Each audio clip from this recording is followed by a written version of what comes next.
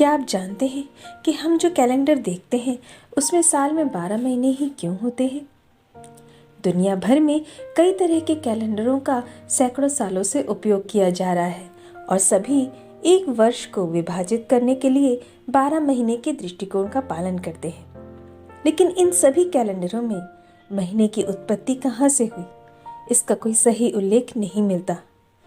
भारत में हिंदू कैलेंडर का पालन किया जाता है, जो कि वास्तव में भारतीय ज्योतिष शास्त्र का एक पहलू है और उसमें हमें इस बात का पूरा विवरण मिलता है कि एक वर्ष को 12 महीने में क्यों विभाजित किया जाता है।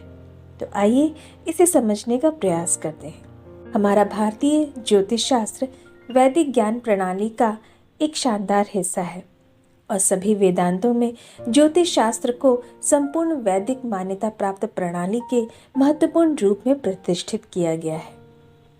आजकल भाग्य की भविष्यवाणी या दिन कैसा रहेगा के बारे में इस ज्योतिष शास्त्र को बहुत हल्के में लिया जाता है।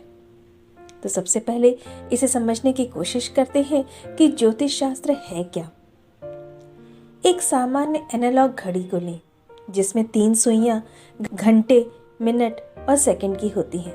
घड़ी की तीनों सुइयों में से प्रत्येक घड़ी की परिधि पर एक विशिष्ट बिंदु को इंगित करती है, जो एक दूसरे मिनट या घंटे में परिवर्तित होती है और इन तीनों की स्थिति हमें ये बताती है कि समय क्या हो रहा है। अब हम अपने छोटे से नीले ग्रह पृथ्वी के चारों ओर चलें। वहां हमें 12 तारामंडल मिलते हैं। तारामंडल बहुत चमकीले तारों का समूह होते हैं और ये सौरमंडल के बाहर होते हैं। इसलिए स्वाभाविक रूप से सूर्य इस तारामंडल की तुलना में पृथ्वी के बहुत करीब है। जब हम पृथ्वी से देखते हैं तो हम 12 तारामंडल में से एक की पृष्ठभूमि में सूर्य को देख सकते हैं। अब एक काल्पनिक रेखा के बारे में सोचें, जैसे घंटे की सुई या मिनट की सुई जो पृथ्वी से सूर्य तक फैली हुई है। ठीक उसी तरह जैसे हम घड़ी में समय देखते हैं। जब आप पृथ्वी से देखते हैं तो ऐसा प्रतीत होता है कि सूर्य इन 12 तारामंडलों में से प्रत्येक की पृष्ठभूमि में घूम रहा है, जिसे 12 में से प्रत्येक नक्षत्र या तारामंडल से गुजरने में ठीक 30 दिन या लगभग 30 दिन का समय लगता है और इसीलिए एक वर्ष में 12 महीने और महीने में 30 के करीब दिन होते हैं। उसी तरह चंद्रमा की कल्पना करें। घड़ी की दूसरी सुई के समान ही कहानी दोहराई जाती है कि चंद्रमा तारामंडलों की प्रत्येक पृष्ठभूमि से होकर गुजरता है और ये समय की गणना करने का एक और तरीका है जिसमें चंद्रमा को लिया जाता है। इसी प्रकार बृहस्पति की भी गणना की जाती है। अब ये 3 सबसे महत्वपूर्ण तरीके या साधन हैं जिनके माध्यम से भारतीय ज्योतिष शास्त्र के अनुसार समय की गणना की जाती है। मिनट, घंटे, सेकंड तक इन खगोलीय पिंडों की स्थिति की सटीक गणना करना ही ज्योतिष शास्त्र है और ये सब इसी के बारे में है।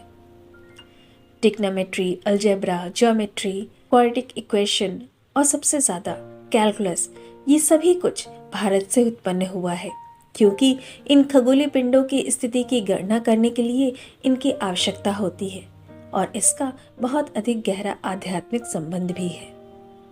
भारतीय ज्योतिष शास्त्र की प्राचीन काल की समय की गणना प्रणाली आज के आधुनिक की तुलना में कहीं अधिक उन्नत है।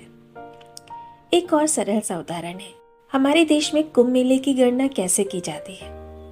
बृहस्पति को सूर्य की परिक्रमा पूरा करने में 12 साल लगते हैं और बृहस्पति की स्थिति के अनुसार सूर्य और चंद्रमा की स्थिति से कुंभ मेले या पुष्कर का फैसला किया जाता है, जो कि 12 साल में एक बार आता है।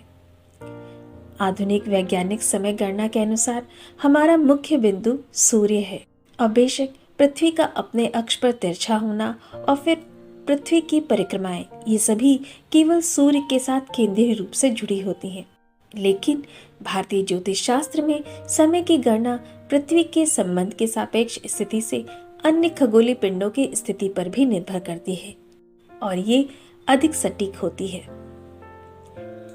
अब हमें इस बात की समझ मिल गई है कि एक वर्ष में 12 महीने ही क्यों होते हैं। आइए इस सूर्य के बारे में भारतीय परिप्रेक्ष्य को समझने की कोशिश करते हैं। इन 12 तारामंडलों में से प्रत्येक में सूर्य की स्थितियां बदलती हैं। सूर्य की ये 12 स्थितियां भारतीय ज्योतिष शास्त्र में श्रद्धा का उच्चतम स्तर मानी गई हैं, जिन्हें द्वादश आदित्य कहा गया है और इन्हें अलग अलग देवताओं के रूप में जाना जाता है। पृथ्वी के चारों ओर सूर्य की स्पष्ट गति से राशि चक्र और 12 राशियों का निर्माण होता है। सभी 12 राशियों पर इन्हीं एक एक आदित्य का शासन माना जाता है।